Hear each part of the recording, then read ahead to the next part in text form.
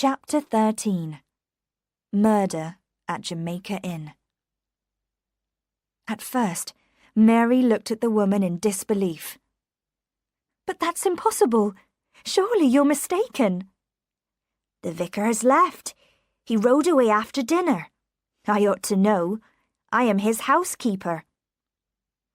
Mary wondered hopelessly what she could do now.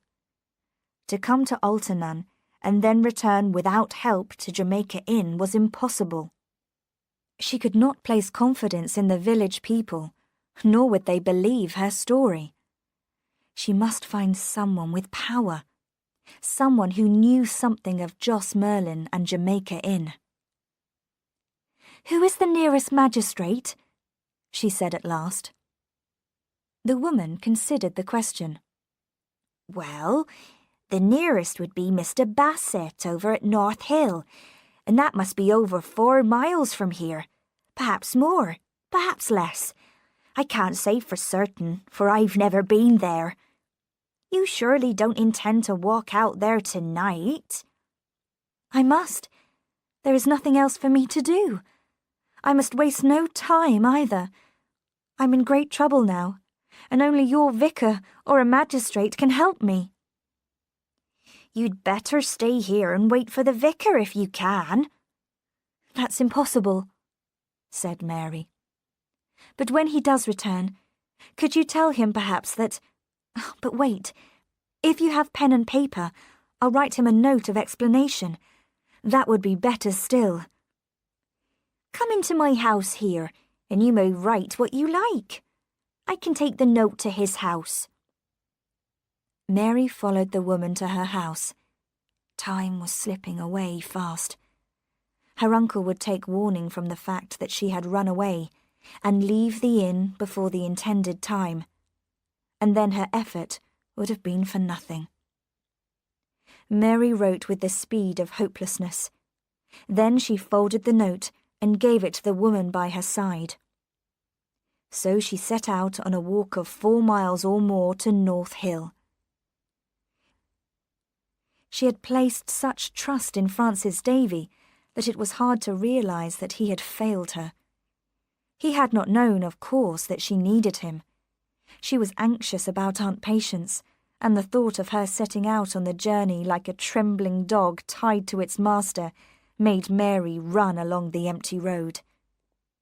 She came at last to big gates and the entrance to a driveway.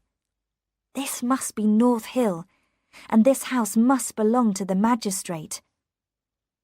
In the distance, a church clock struck 7.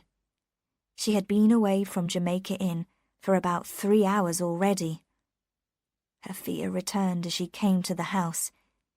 She swung the great bell and waited. After some time, she heard footsteps inside, and the door was opened by a servant.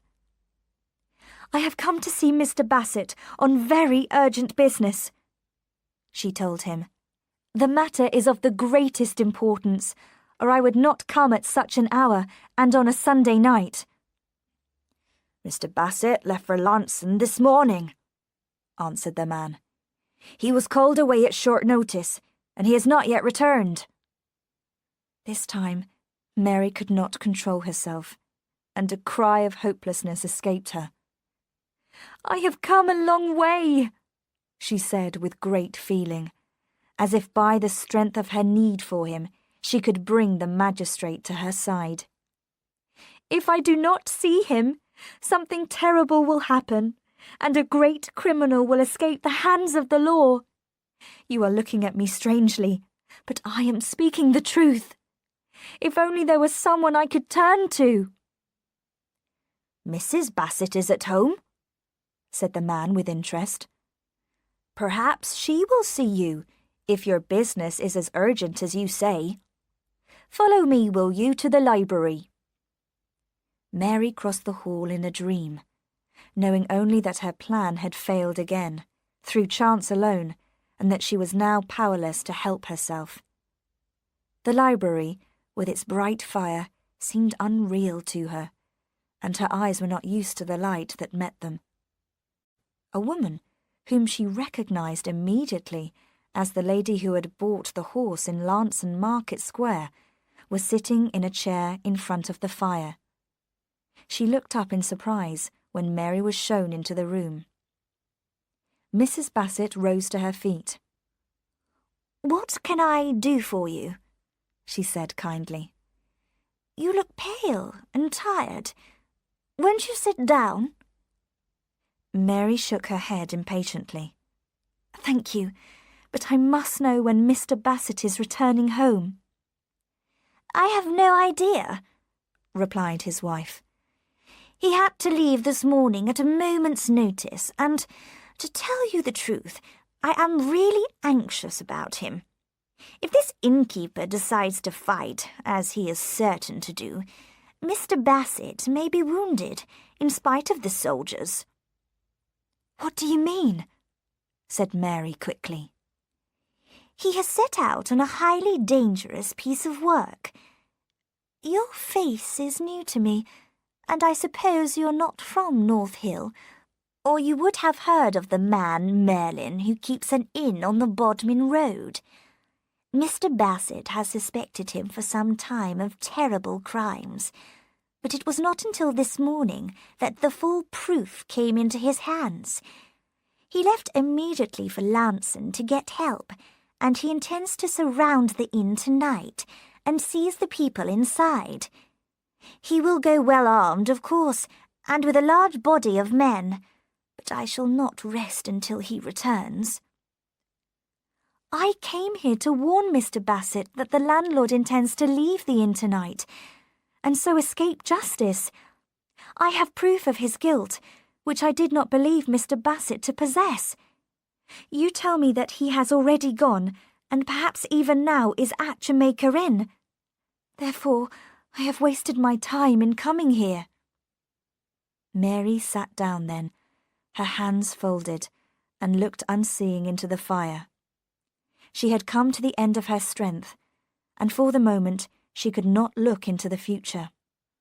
All that her tired mind could tell her was that her journey this evening had been for nothing.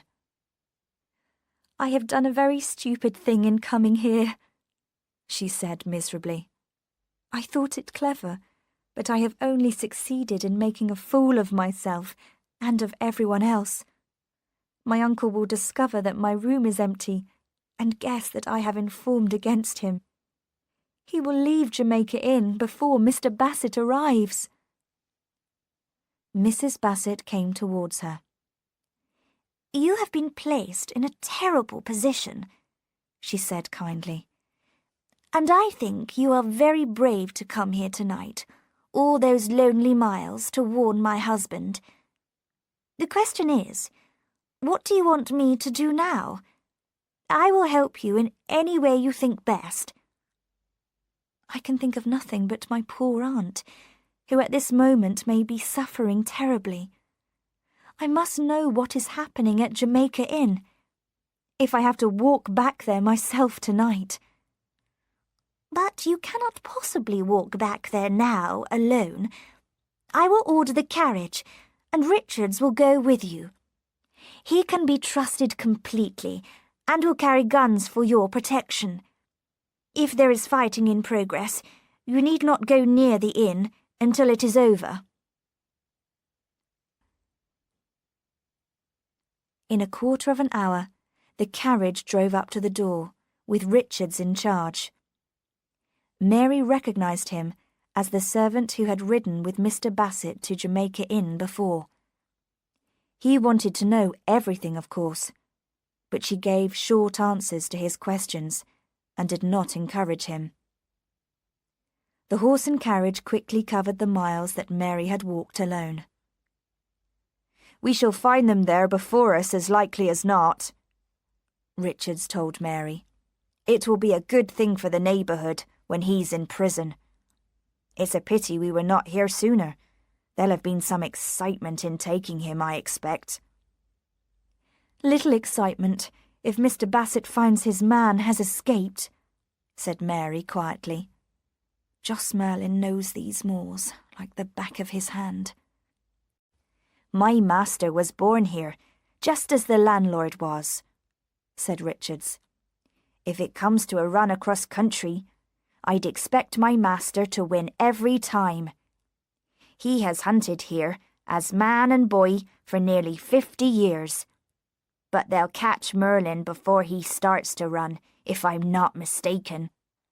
The steep hill to Jamaica Inn rose in front of them, white beneath the moon, and as the dark chimneys rose into view, Richards became silent, examining his guns. As they came near to the top of the hill, Richards turned and whispered in her ear. "Would it be best for you to wait here, in the carriage, by the side of the road, while I go forward to see if they are there?" "I've waited long enough tonight, and gone half crazy with it," said Mary. "I'd rather meet my uncle face to face than stay behind here, seeing and hearing nothing. It's my aunt I'm thinking of. She's as harmless as a child, and I want to take care of her if I can. Give me a gun and let me go. I won't take any risks, I promise you." She went forward, then held her gun in front of her and looked round the corner of the stone wall into the yard. It was empty. The stable door was shut. The inn was as dark and silent as when she had left it nearly 7 hours before. The windows and the door were barred. There were no wheel marks in the yard, and no preparations for escape. She crept across to the stable and laid her ear against the door. She waited a moment, and then she heard the horse move restlessly. She heard his feet on the stone floor. Then they had not gone, and her uncle was still at Jamaica Inn. Her heart sank, and she wondered if she should return to Richards and wait until the magistrate and his men arrived. Surely, if her uncle intended to leave, he would have gone before now. He might have changed his plans and decided to go on foot, but then Aunt Patience could never go with him. Mary went round the corner of the house. She came to where a crack of light would show through the kitchen window shutter. There was no light. She laid her hand on the handle of the door. It turned to her surprise, and the door opened. This easy entrance, completely unexpected, surprised her for the moment, and she was afraid to enter. Supposing her uncle sat on his chair, waiting for her, his gun across his knee. She had her own gun, but it gave her no confidence. Very slowly, she put her face around the door. No sound came to her. Out of the corner of her eye, she could see the ashes of the fire, but they were hardly red. She knew then that the kitchen had been empty for hours. She pushed the door open and went inside. She lit the lamp and looked about her. The door to the passage was wide open, and the silence became more frightening than before, strangely and terribly still. Something was not as it had been. Some sound was missing that must account for the silence. Then Mary realized that she could not hear the clock. It had stopped. She stepped into the passage and listened again. She was right. The house was silent because the clock had stopped. She turned the corner, and she saw that the clock, which always stood against the wall beside the door, had fallen forward onto its face. The glass was in pieces on the stone floor, and the wood had split. The clock had fallen across the narrow hall, and it was not until she came to the foot of the stairs that Mary saw what was beyond it. The landlord of Jamaica Inn lay on his face among the broken glass. The fallen clock had hidden him at first. He lay in the shadow, one arm thrown above his head and the other holding the door. There was blood on the stone floor, and blood between his shoulders, dark now and nearly dry, where the knife had entered him. When he was attacked from behind, he must have stretched out his hands and fallen, dragging at the clock, and when he fell on his face, the clock had crashed with him to the ground, and he had died there, trying to reach the door.